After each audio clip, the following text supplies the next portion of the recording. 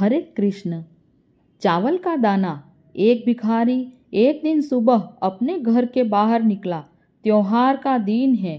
आज गांव में बहुत भिक्षा मिलने की संभावना है। वो अपनी झोली में थोड़े से चावल के दाने डालकर बाहर आया। चावल के दाने उसने डाल लिए हैं अपनी झोली में, क्योंकि झोली अगर भरी दिखाई पड़े तो देने वाले को आसानी होती है। उसे लगता है कि किसी और ने भी दिया है। सूरज निकलने के करीब है। रास्ता सोया है। अभी लोग जाग ही रहे हैं। मार्ग पर आते ही सामने से राजा का रथ आता हुआ नजर आता है। सोचता है आज राजा से अच्छी भीख मिल जाएगी। राजा का रथ उसके पास आकर रुक जाता है। उसने सोचा, धन्य है मेरे भाग्य, आज तक कभी राजा से भिक्षा नहीं मांग पाया, क्योंकि द्वारपाल बाहर से ही लौटा देते हैं। आज राजा स्वयं ही मेरे सामने आकर रुक गया है।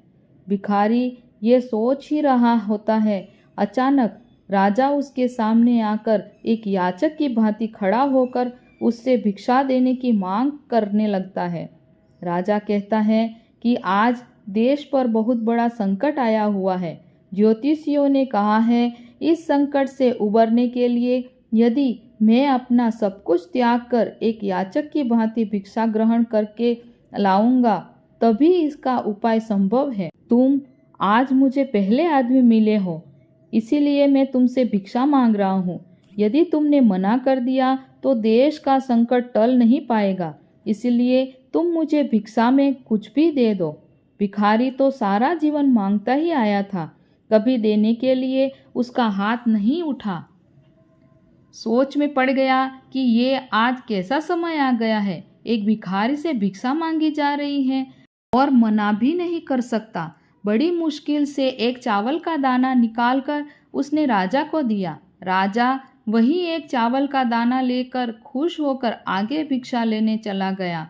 उसने उस राजा को बढ़ बढ़कर भिक्षा दी, परंतु भिखारी को चावल के दाने के जाने का भी गम सताने लगा।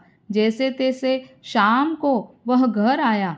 भिखारी की पत्नी ने भिखारी की झोली पलटी तो उसमें उसे भीख के अंदर एक सोने का चावल का दाना भी नजर आया। भिखारी की पत्नी ने उसे जब उस सोने के दाने के बारे में बताया तो वो भिखारी छाती पीट के रोने लगा। जब उसकी पत्नी ने रोने का कारण पूछा तो उसने सारी बात उसे बताई। उसकी पत्नी ने कहा, तुम्हें पता नहीं कि जो दान हम देते हैं वही हमारे लिए स्वर्ण है। जो हम इकट्ठा कर लेते हैं वो सदा के लिए मिट्टी का हो जाता है। उस दिन से उस भिखारी ने भिक्षा मांगनी छोड़ दी और मेहनत करके अपना तथा परिवार का भरण पोषण करने लगा। जिसने सदा दूसरों के आगे हाथ फैलाकर भीख मांगी थी, अब वो खुले हाथ से दान पुण्य करने लगा। धीरे धीरे उसके दिन भी बदलने लगे। जो लोग सदा उससे दूरी बनाया करते थे अब वह समीप आने लगे। वो एक भिखारी की जगह दानी के नाम से जाना जाने लगा। सार यही है कि जिस इंसान की प्रवृत्ति देने की होती है उसे कभी किसी चीज की कमी नहीं होती, और जो हमेशा लेने की नियत रखता है उसका कभी पूरा नहीं पड़ता। हरे कृष्ण। जय जय श्री राधे।